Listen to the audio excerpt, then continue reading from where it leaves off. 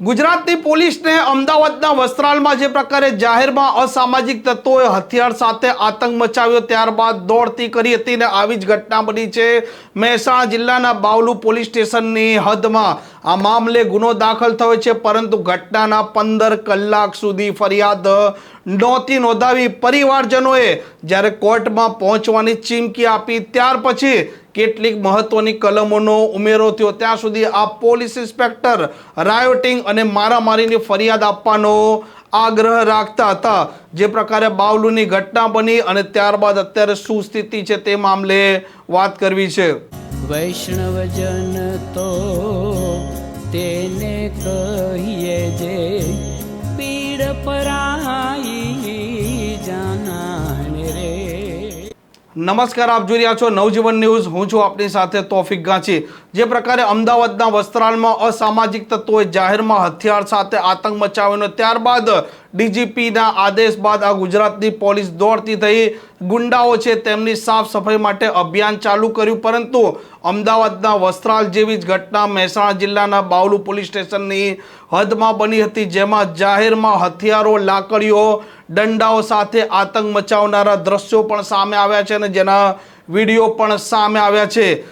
ઘટનાની વિગતવાર વાત કરીએ તો 26 તારીખ અને શનિવારના રોજ સર્વે નંબર 1323 અને 1188 નંબરની જમીન છે તે કોર્ટ કમિશનના આદેશ બાદ પંચનામું કરવા માટે કોર્ટના અધિકારી આવ્યા હતા અને આ જમીન હતી મનન મોટર્સના મનન પટેલની અને તેમના ભાગીદાર હતા અશ્વિન પટેલ, જે મુખી તરીકે ઓળખાય છે તે, અને તેમના મિત્રો આ જમીન સર્વે અર્થે ત્યાં પહોંચ્યા હતા અને આ જમીન તેમણે વર્ષ 2021માં મેહુલ રબારી, જે પોતે વેકરા ગામ છે તેના પૂર્વ સરપંચ રહી ચૂક્યા છે, તેમના અને ખેડૂતો પાસેથી ખરીદી હતી અને ત્યારબાદ તેની રકમ પણ ચૂકવી દીધી હતી। આ કરોડો રૂપિયાની જમીનનું જે પ્રકરણ છે તે ત્યારથી ચાલી રહ્યું હતું અને રકમ ચૂક્યા બાદ પણ આ મેહુલ રબારી છે તે અને તેના સાગરીતોએ આ જમીન પર કબજો કરેલો હતો અને આ મામલો દાવા સ્વરૂપે કડીની કોર્ટમાં પહોંચેલો હતો।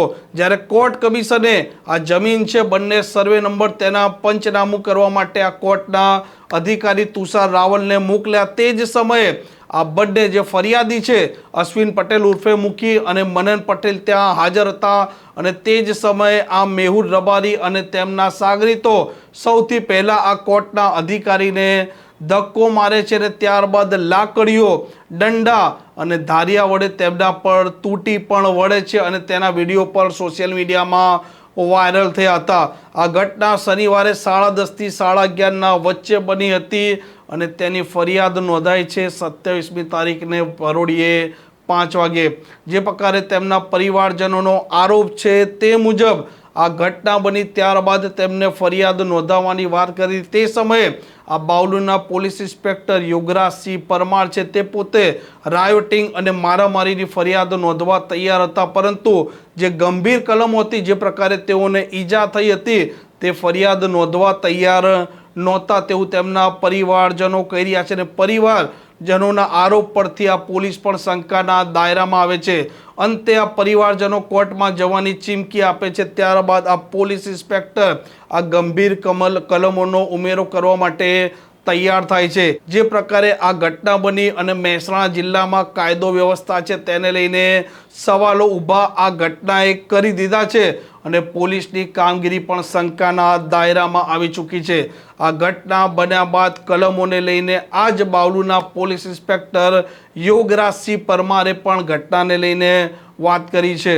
બાવલુ પોલીસ સ્ટેશન વિસ્તારના વેકરા ગામે જમીન વિવાદ બાબતે એક ઘર્ષણ થયેલું, જેમાં મેહુલ રબારી તથા અન્ય ઇસમો વિરુદ્ધ ફરિયાદ દાખલ કરવામાં આવેલી છે તથા આવા ઈજા પામનાર મનન પટેલ તથા રિમ્પલ પટેલ તથા એક અન્ય વ્યક્તિને ઈજા થયેલી છે, જે બાબતે બાવલુ પોલીસ દ્વારા ફરિયાદ લઈ આગળની ધોરણસર કાર્યવાહી કરવામાં આવશે।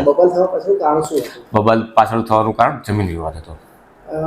કોર્ટ કમિશન જે આખો મામલો હતો એટલે ત્યાં આ લોકો ગયા હતા? કોર્ટ કમિશન ત્યાં ગયેલા, કોર્ટ કમિશન ચાલુ હતું ત્યારબાદ આ ઘર્ષણ થયેલું છે। સર, કેટલા લોકોને ઈજા થઈ છે? હાલ પૂરતી 3 વ્યક્તિઓને ઈજા થયેલી છે, જેમાં બે હજી પણ હોસ્પિટલાઇઝ છે। સર આજે સમગ્ર ઘટના છે જે આરોપી છે એના વિરુદ્ધમાં અગાઉ કોઈ જમીન બાબતનો ફરિયાદ નોંધાયેલી છે ખરી?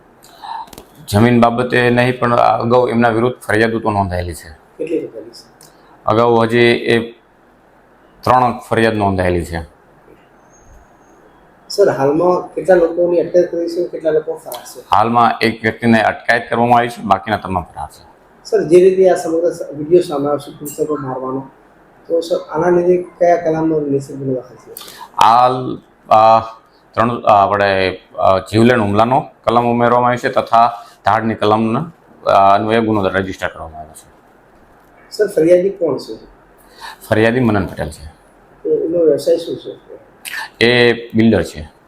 આમ બાવલુ પોલીસે આ ઘટનાને લઈને મનન પટેલની ફરિયાદના આધારે ગુનો દાખલ કર્યો છે. 7 થી 8 આરોપીઓ છે તેમની ધરપકડ કરી લેવામાં આવી છે.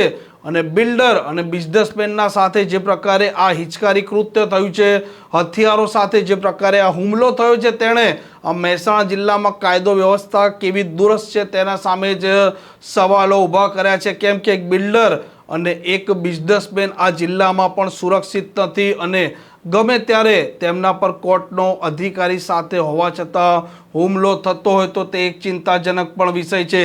જોવાનું તે રહેશે કે આ મામલે ઉચ્ચ પોલીસ અધિકારીઓ કઈ દિશામાં તપાસ આગળ વધારે છે. કેમ કે ઘટના 2021-22થી શરૂઆત થઈ હતી અને આ મામલે પણ આ પાર્ટીઓને ભૂતકાળમાં ગુનો દાખલ કરાયો છે તેવી પણ એક વાત હાલ સામે આવી રહી છે. કોઈ સ્થાનિક પોલીસ કર્મચારીને આ મામલે સંડોવણી છે કે નથી તે મામલે પણ અત્યારે તપાસ થાય છે કે નહીં તે પણ જોવાનું રહેશે. આ પ્રકારના સમાચાર, પ્રકારના અહેવાલ માટે નવજીવન ન્યૂઝની આ ચેનલ જોવાનું ભૂલતા નહીં. નમસ્કાર. વૈષ્ણવજન તો તેને કહીએ જે પીડ પરાઈ.